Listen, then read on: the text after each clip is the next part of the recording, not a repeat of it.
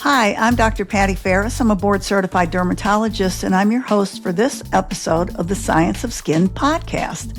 I am truly delighted and honored today to have a colleague and very good friend of mine as my guest, Dr. Susan Taylor. And I do not have to introduce Dr. Susan Taylor to any dermatologist or industry partner that's listening to this podcast, because Susan is finishing this week her year as president of the American Academy of Dermatology. So, Susan, welcome to the podcast. Thank you very much, Patti. I'm delighted to be here. So exciting. And we're so excited to have you at such a timely episode where we can actually talk to you about the accomplishments that you've made this year and some of the really interesting and innovative things that you've done. And I've been following you, Susan. I'm a fan. You know that. I have watched your social media. I have read your columns in Derm World, and you have done a lot. So I think a good place to start is advocacy, because it's so important to us as dermatology. And I know you've spent tons of time in Washington, D.C. I have. So first, Patti, let me say thank you again for having me on. My year as president has been quite extraordinary, like no other year in my entire life. It is full of multiple opportunities for the Academy, but also some challenges. As you know, advocacy is our sole federal priority around physician payment, practice payment reform. And towards that end, I traveled to Capitol Hill 6 times. I traveled to Washington, to California, and then other cities, believe it or not, New York, Philadelphia, to really advocate for that issue. One of the things I found is the importance of building those relationships with our representatives. And that was one of my main goals this year. And I have been able to do that, to have one-on-one conversations with them, sometimes in their offices, sometimes in social situations, at skin cancer screening, the one we do on Capitol Hill, so that they completely understand the issues that we face, that they understand this is not physician salary reimbursement, but rather reimbursement to keep our offices open, to pay our overhead, to pay our employees. So I think that I've been effective in building those relationships, and we've made some strides forward. There was a modest increase, 2.5% for 2026. It's not enough, and we've not stopped. Let me tell you another thing that I did this year. I impaneled a task force, the ad hoc task force, on physician payment reform, to look at ways outside of the box, beyond going to Capitol Hill, that we could approach this issue. And they, in a very systematic way, they have done surveys. They've looked at options. For example, would litigation be useful? They looked at that. Would it be useful to partner with other organizations? Probably. Would it be useful to have other organizations lead this fight? Probably. So would it be useful to have patients advocate for us? So we've really moved forward in terms of how to tackle this problem. And I'm happy to say at our upcoming board meeting this coming Tuesday, Monday, the board will hear that presentation and begin to decide how to move forward. Interesting. Talk a little bit. That's a challenge. I mean, that's the crux of it for all dermatologists. Talk also about another issue that I know you've tackled, and that's scope of practice. Yes, so scope of practice is critically important. Whether it be advanced APPs, advanced practitioners, whether it be optometrists, pharmacists, they are all trying to impinge upon our scope of practice. Now, this is a issue that the states tackle. However, the Academy supports this individual states. So, for example, we went into Texas to help them fight incursions into our scope of practice.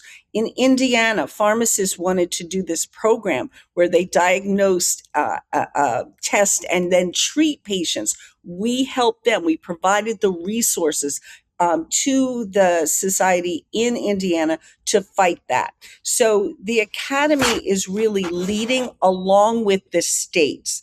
In Texas, they wanted to have dentists inject Botox and fillers. I mean, some things that are just absolutely absurd, but we are on top of that. We continue to be on top of that. But I want you to know we do this in conjunction with the states. Yeah, that's probably the best strategy because it's so different from state by That's state, exactly right. the legislation. Sort of to that end, talk a little bit about the public education campaigns like Your Dermatologist Knows, for example, is a good one. Yeah, so we think so too. So Your Dermatologist Knows targets women between the ages of 24 and 35. And they are really the people who make the decisions for their whole families, their household, their children, their husbands, and themselves, right? So we want to reach them. So through social media in particular, because we know they are on social media, we have our social media correspondents and others on communications committee do different segments that are interesting to teach people what a dermatologist does, what kind of problems we treat, hair, skin, nails. We break it down from there. We talk about the education that dermatologists require. So we also follow very carefully and survey to see what our results are. And the latest survey that was done last year showed that demographic, those women, when asked if you have a skin, hair, or nail problem, which professional would you seek? Over 90% said a dermatologist. So we think we are really breaking through there. And, our members are very creative with the posts that they come up with. It's just so interesting and rewarding to see that we're really breaking through and getting that message across. We also communicate with other specialties to let them completely understand the impact of dermatology, that we do treat very serious diseases. And so I think that's important when you think about the House of Medicine and our involvement in the House of Medicine. Yeah, agree. That's so important. Let's talk for a second about another initiative that I think you've really taken to heart, and that is women's issues. And I mean, as I've said on so many of these podcasts, menopause is for sure having a moment. And women's issues is also having a moment. And I might say it's about damn time that they have because they've been back shelved for a very long time. But talk about I know you've done some new work on leadership in women in leadership. I have. So this is women's issues are extremely important to me, and I'm really committed to making a difference and made some progress this year. So, for example, 2 years ago, when I went to the Leadership Forum, which is put on by the AAD, I spoke with several mid-career women, and I asked each one, are you considering becoming the chair of a department? And invariably, every single one of them, Patty said, "Oh, me? Oh, no, no, no, I could never do that." And I said, absolutely. You are program directors, you're vice chairs for different aspects of your departments. You should think about it.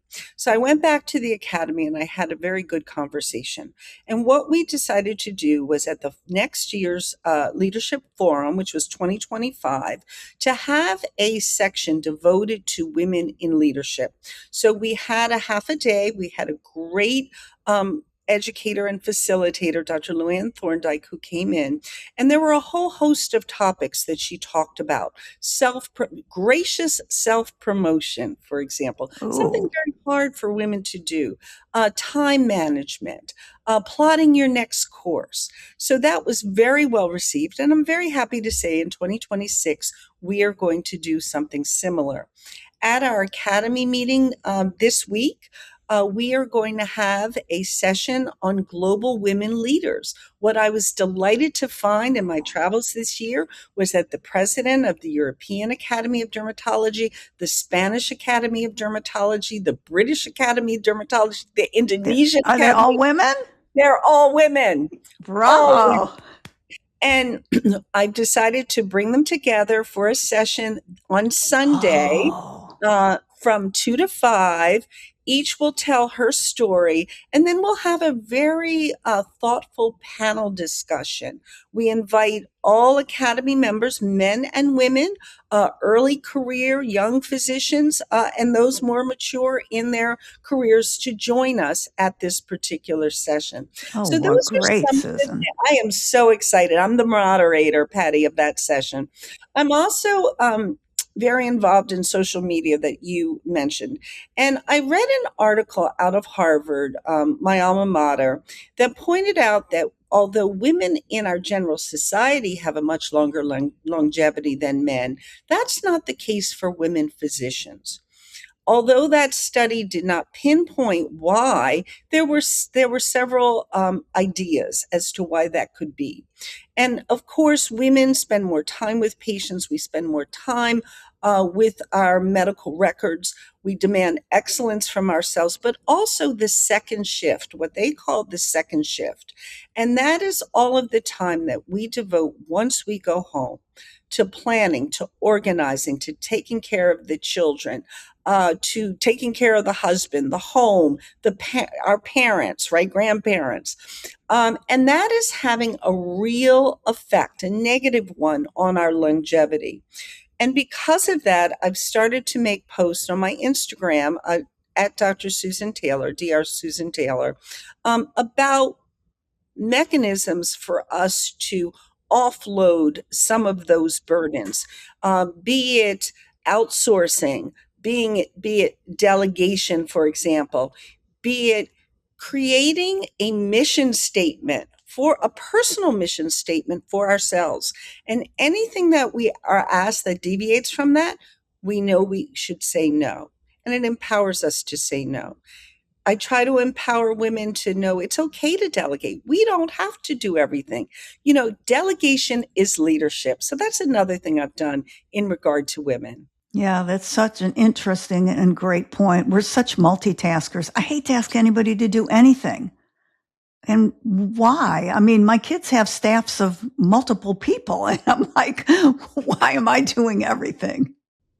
That's the point I make. Absolutely. And it's so funny. I was at a conference, a dermatology conference. I come across the corner and I run into a male colleague who says, "You have changed my life." I said, "Well, tell me how." How?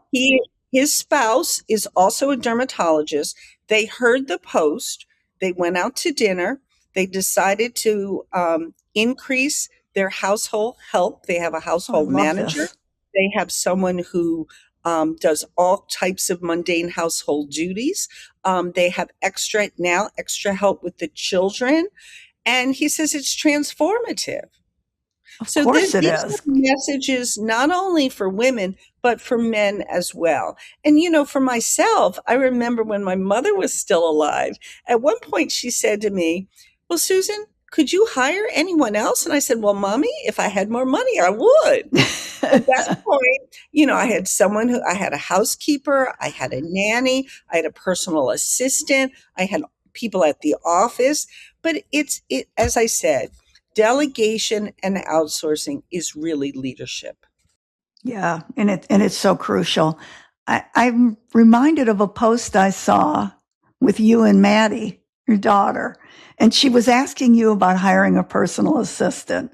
It was so cute. I love her anyway because she's just darling. But I remember I thought it was so timely because she's really at that age now where she's starting to gear up in her career, and you That's were right. giving her some advice, which was good advice. And And I uh, thought, she's an attorney, I know and she I is. thought that it's so important for young professional women to think about this. And as soon as they are in a position, they should begin to delegate and Yeah. outsource. Yeah, and again, we're such multitaskers that it's very hard to do. It's still hard for me at this point, which is beyond ridiculous, I suppose. Another question, maybe sort of a final question, is what do you think are the challenges now as we go forward? You know, you've been in the trenches. What are the really big things that are facing dermatology as a specialty? I mean, I think we're such a great specialty, but as you know, we're widely varied. We've got people on the surgical end, people on the aesthetic end. We've got people in the middle on the medical and, more mainstream derm. And sometimes it's hard to put your arms around all of that. That's right. Well, a couple of things. This is a time of great opportunities, but also a time of great challenges, right? So when you mention all of the subspecialties within dermatology, I think it's very important to remember the mission of, or the theme of Dr. Desai's presidency was unity. And although we have various subspecialties, we must recognize we are all dermatologists and we need to be unified in regard to the most important issues. So true. Yeah, right. So one true. of the most important issues remains Medicare physician payment reform. We have to continue to advocate for that. And, we're all hopeful that we will have a result soon, but we can't predict that, right? We have no way of knowing. So we have to unify. We have to be unified. And we need to support our academy because our academy is really the lead in this fight, supporting dermatologists to encourage our legislators to make changes. Another challenge revolves around education and augmented intelligence, right? So augmented intelligence is really relatively new, and we don't really understand all of the capabilities, particularly those that help us be more effective and efficient in patient care. So we really need to devote some time and attention to that. For our young physicians, they learn differently, right? They have different goals than you and I did, Patti. So we have to understand what's important to our young physicians and really help support them and meet the kinds of challenges that they are facing. So I think those are some of the challenges in the next 5 or 10 years, for example, and there might be some that present themselves that we don't recognize today. And I'm sure there will be. Well, it sounds like, and I know it's true, you've had an incredibly successful year. So congratulations on that. I do have one last burning question. Yes, tell me. And you don't have to answer this, but I would love to know what designer you're wearing to your Saturday night gala. Okay, well, all I'm going to say is it's a secret. I'll take that, and I'll look forward to being there, Susan, and celebrating your incredible year. And for those of you who are listening, I hope you've enjoyed this. It's always great to get a window into what's going on at the American Academy of Dermatology, and nobody better to tell us than my good friend and president of the American Academy of Dermatology, Dr. Susan Taylor. So thanks so much for listening, everybody. Have a great day.